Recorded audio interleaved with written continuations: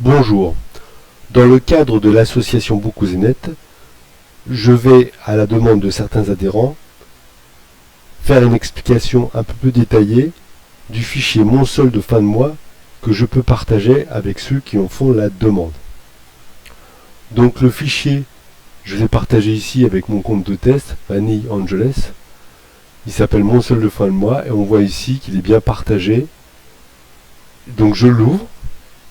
Mais comme il est partagé en simple lecture, donc si je veux en avoir une utilisation propre à mes fins personnelles, il faut que j'en fasse une copie. Donc la première chose à faire, c'est de faire fichier, créer une copie.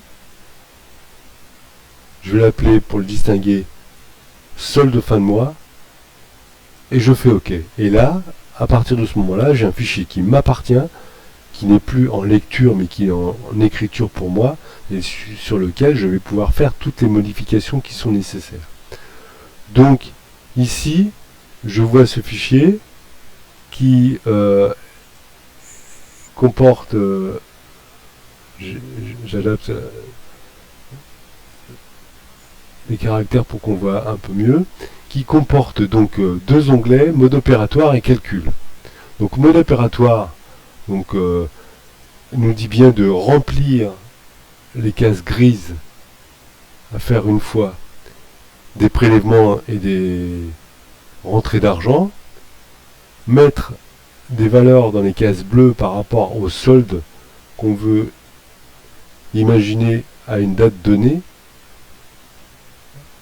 et dans les cases jaunes on va mettre les événements de paiement qui arrivent au cours du mois, rentrée d'argent, paiement par chèque, paiement en carte bancaire, etc. Donc dans mes calculs, si je veux que mon fichier me soit propre, donc je vais déjà commencer par effacer toutes les valeurs qui étaient dans l'exemple. Donc si je prends tout, avec le clic gauche que je laisse, je fais supprimer, et ici je prends tout, jusqu'au 31 du mois, je fais supprimer. Quand je reviens en haut, voilà, je vais mettre les débits et les crédits qui arrivent automatiquement sur mon compte bancaire au cours du mois. Donc je ne vais pas en mettre beaucoup, je vais simplement vous montrer. Donc j'ai ma retraite qui arrive le premier du mois. J'ai en moins, bien sûr, ce complémentaire santé qui est débité le 5. J'ai crédit auto le 10. Pardon. Je vais mettre la box internet plus smartphone le 8 pour vous montrer que on n'est pas obligé de mettre les dates ici dans l'ordre croissant.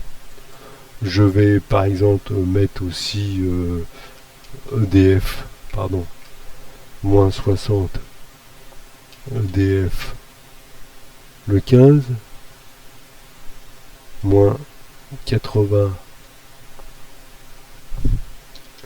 gaz le 12 et le 15, pardon, 280 complémentaire retraite le 15 du mois. Voilà. Donc j'ai toutes mes rentrées, mes sorties d'argent. Bon, je peux en rajouter bien sûr à convenance. On voit là donc ce que j'ai d'automatique sur mon compte. Donc ici, si je mets à 0 mes valeurs, ici je suis le 2 du mois et qu'il me reste, j'ai pas encore touché à ma paye, donc on voit ici qu'à la fin du mois je vais terminer à 950 €. C'est bien évidemment, sauf que j'ai pas mangé, j'ai pas vécu, et donc il va falloir que tout au long du mois on mette nos dépenses ici. Si par exemple je fais des courses pour 100 € je fais les courses toutes les semaines, hein. Donc ici par exemple, c'est toutes les semaines, donc le 5, le 12, le 19 et le 26, hein, je fais mes courses toutes les semaines, donc on voit déjà que mon solde, à la fin du mois, il sera plus que de 510 euros. Si ici, par exemple, j'ai de l'essence, sur une valeur de moins 50 euros, il va encore baisser. Vous voyez ici, mon graphique, il baisse automatiquement. Et si, au cours de mois, je mets un crédit conso, hein, de moins 150 euros le 20, et ben aussi on voit que mon solde à la fin du mois baisse. Donc on va mettre ici, par exemple ici je vais faire au début de mois je fais moins 300, je fais un retrait pour avoir de la liquidité du mois, donc on voit que du coup j'aurai plus que 10 euros à la fin du mois, d'accord. Et si j'ai un imprévu ici de moins 200, réparation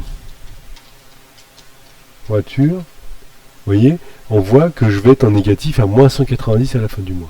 Donc on met ici l'encours du jour avec la date du jour, on met ici éventuellement en bleu, là ici le différé, c'est-à-dire les prélèvements du carte bancaire si vous avez une carte bancaire en différé. Vous voyez ici je suis à 0, mais si je mettais mon pour simple moins 100, et ben je serais encore, j'aurais moins 100 la valeur, vous voyez, prélevé haut.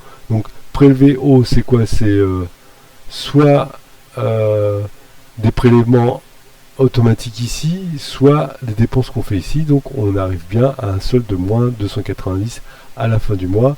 Même si on n'est que le 2 du mois, je peux déjà prévoir que je serai en négatif à la fin du mois. Donc il va falloir que soit que je ne fasse pas mon plein d'essence, soit que je prévois pas la réparation de la voiture pour laquelle j'avais pris rendez-vous le 15 mais que je déporte ça au mois suivant, ou que je demande un étalement de paiement, etc. etc. Enfin bon, vous voyez le principe. Donc on voit bien la courbe ici, je vais réduire un peu pour...